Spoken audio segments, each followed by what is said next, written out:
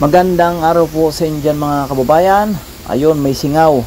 Sira na po ito mga kababayan. Ito ay auto filter ng engine. I-off na natin kasi papalitan ito ng bago. Ito po ay solenoid 5-way valve. Tanggalin niyo ng pipe para sa hangin.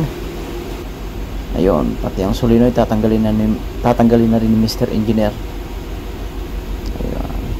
Tinanggal ko na ang sa atin naman. Ito ang bago. Buti nakahanap kami ng spare. Parehas ito. Parehas na spare. Ngayon, naka-bypass na muna yan sa ngayon. Makita nyo po.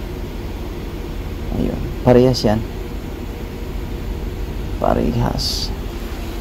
Ngayon, ibabalik niya na. Madali lang naman ito. Siguraduhin lang natin na laging naandyan ang rubber kung yung sa paglalapatan niya, kailangan may rubber yan. So bali ang ginagawa nito, nagbubukas ng nagpapalit ng chamber yung posisyon. Pagpaikot ng filter every 2 hours. Pero ang function nito sa pag operate niya ay 1.5 seconds. 1.5 seconds ang niya. Pagpalit. Tapos pwede natin itong pagkatapos nito, pwede natin ang manual flush. Ang sa paggamit naman ng ating manual flush, may naman yun na after 2 minutes, tapos pag in-auto natin ito, naman 2 hours, ibabalik natin itong nasa luma. Ayun, tapos ito ibalik na rin natin ang fittings ibabalik na rin ni Mr. Engineer ang fitting ng pipe para sa hangin. Medyo matigas-tigas. Veterano itong engineer na to sa Kalam, si Mr. Jamie. Ang pangalan nitong engineer si Mr. Jamie. Ayun. Dali na. Higpitan, tapos pero wag naman masyado. Mr. Jamie, yung tamang higpit lang.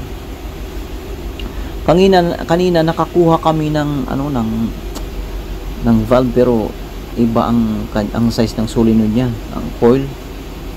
Ibang size, kaya naghanap ulit kami. Buti nakakita kami ng parehas talaga. Kaya mas madali magpalit.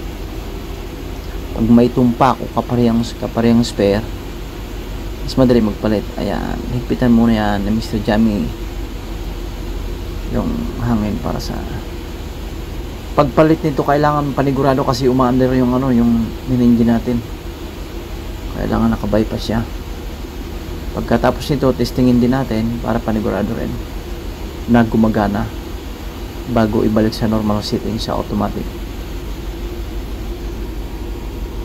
Okay, dali siya.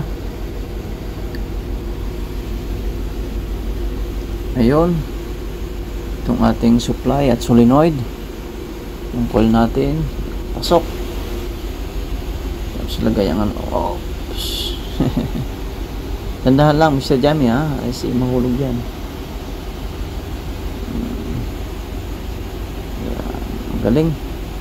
Magaling sa kapaan. Higpitan. Pag masyado napakahigpit kasi yan. Ayun. Testingin na natin mga kababayan. Nakauna yun. Tingnan natin. Tingnan nyo Ayun, 1.5, 1.5. Yun ang sinasabi ko, 1.5 ang bawat push yan. On and off ang ating supply. May timer yan. May timer po yan mga kababayan.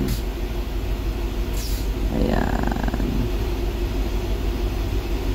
Okay mga kababayan, maraming salamat po sa inyong panonood. Yan 2 hours counting. Yun nagsimula na. Thank you po kabayan sa inyong panonood. Sana po nagustuhan nyo ang video na ito kahit simple lang.